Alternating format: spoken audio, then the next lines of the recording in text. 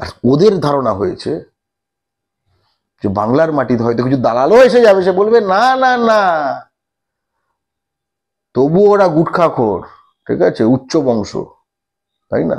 আমি তো বাঙালি, আমরা তো মাছ খাই, আমিষ খাই, আমরা তো লোয়ার গ্রেড। ওরা দেখো আরো কত আর্য এলাকার কাছাকাছি, তাই না? বাঙালি যদি একজোট না হয়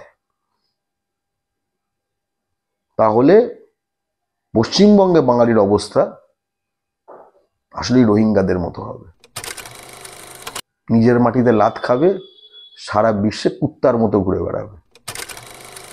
হাওড়া স্টেশন আছে, জঙ্গল এক্সপ্রেস, তাছাড়া শিয়ালদার যারা নৈহাটি লাইনে আছে তাদের জন্য তো কদিন আগে মেট্রো চালু হয়ে গেছে, Sealdah to Howrah, then back to jungle, তাই না?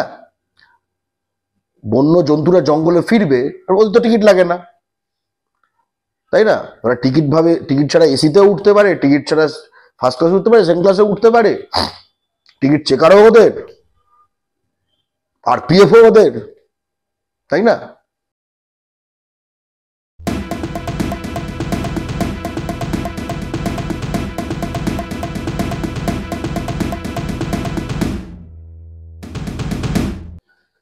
পুজো দিতে যাওয়ার নাম করে বাঁকুড়ার বিহারীনাথ পাহাড়ের একটা রিসর্টে আর কি এক কলেজ ছাত্রীকে মাদক খাইয়ে গণধর্ষণ করা হয়েছে, এবং গণধর্ষণ যারা করেছেন তাদের মধ্যে 3 জনই বহিরাগত এবং একজন বাঙালি। নামগুলো বলো। এবং নামগুলো হচ্ছে অভিষেক বার্নওয়াল, চন্দন যাদব, আকাশ বিন এবং রোহিত রায়। এবং এরা রায় এবং এরা প্রত্যেকেই পলাতক। কি বলবেন? তাহলে বাঁকুড়াও ছাড় পেল না, ঠিক আছে?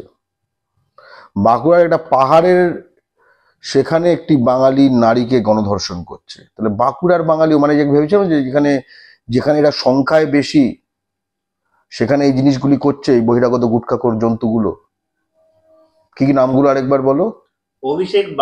অভিষেক বার্নওয়াল। উচ্চারণগুলো করতে শেখো, এমন নামগুলো, এমন ভাবে নামগুলো বলো না যাতে কিনা তোমার চেনা কারুর সঙ্গে মানে ইয়ে হয়ে যায়। অভিষেক বার্নওয়াল, চন্দন যাদব, একদম মানে আমাদের অভিষেক ব্যানার্জি, চন্দন সেন, এই নামগুলো আমাদের পরিচিত, ঠিক আছে? চন্দন সেন একজন পরিচালক, অভিষেক ব্যানার্জি একজন রাজনীতিবিদ। অভিষেক নয় অভিষেক, চন্দন নয় চন্দন, আকাশ বিন, ঠিক আছে?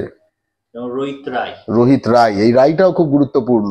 আরজি করে বাঙালি ডাক্তার বোন তিলোত্তমার ধর্ষক ও খুনি যে সঞ্জয় রায়, তাকেও কিন্তু সঞ্জয় রায় বানানোর চেষ্টা করেছিল আনন্দবাজার, এবিপি, রিপাবলিক, এরা, TV9 এরা সকলে। ফলে রোহিত রায়, ঠিক আছে? সে কোনো সুকুমার রায় বা সত্যজিৎ রায়ের আত্মীয় স্বজন নয়, রায়, নট রায়। প্রশ্নটা হচ্ছে, বাঙালিকে যদি আমি বলতাম যে এদের থেকে শতহস্ত দূরে থাকো, তাহলে বাংলার মাটিতে এই বহিরাগত গুটখাখোর সংক্রমণ এমনই একটা জায়গায় পৌঁছে গেছে, বাঁকুড়ায় পৌঁছে গেছে, তাহলে আমরাই গুটিয়ে যাব, তাই না?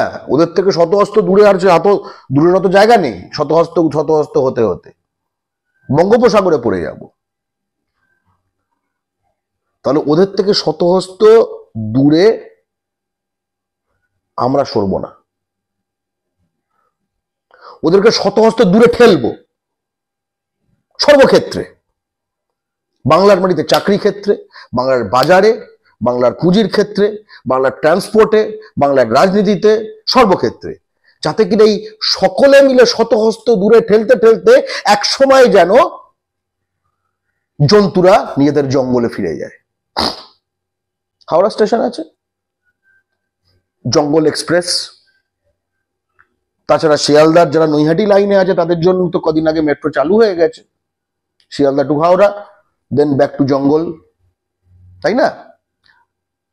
বন্য জন্তুরা জঙ্গলে ফিরবে, আর ওদের তো টিকিট লাগে না, তাই না? ওরা টিকিট ছাড়া এসিতেও উঠতে পারে, টিকিট ছাড়া ফার্স্ট ক্লাসে উঠতে পারে, সেকেন্ড ক্লাসে উঠতে পারে, টিকিট চেকারও ওদের, আর পিএফও ওদের, তাই না?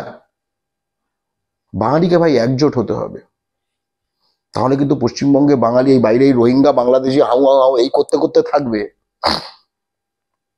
আর এই বহিরাগত গুটখাখোর ক্রিমিনাল জন্তুগুলো রোজ রোজ রোজ রোজ বাংলায় বাঙালি নারীদের ধর্ষণ, গণধর্ষণ, শিশু বাদ যাবে না যেরকম উত্তরপাড়ায়, গণধর্ষণ করবে যেরকম বাঁকুড়ার কেস, এরকম ভর্তি।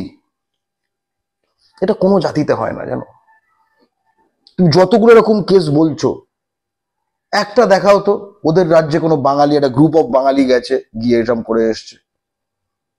আমি বলছি না বাঙালি ধোয়া তুলসী পাতা, কিন্তু ওদের রাজ্যে গিয়ে করবে না। এখানে বাঙালি ক্রাইম করে, তার জন্য শাস্তি আছে, শাস্তি হতেও হবে, কিন্তু অন্য রাজ্যে গিয়ে জানে যে সেকে পিটিয়ে লাশ করে দেবে ওদের ওখানে গেলে। আর ওদের ধারণা হয়েছে যে বাংলার মাটিতে হয়তো কিছু দালালও এসে যাবে, সে বলবে না না না, তবু ওরা গুটখাখোর, ঠিক আছে, উচ্চ বংশ, তাই না? আমি তো বাঙালি, আমরা তো মাছ খাই, আমিষ খাই, আমরা তো লোয়ার গ্রেড। ওরা দেখো আরো কত আর্য এলাকার কাছাকাছি, তাই না? বাঙালি যদি একজোট না হয় তাহলে পশ্চিমবঙ্গে বাঙালির অবস্থা আসলে রোহিঙ্গাদের মতো হবে,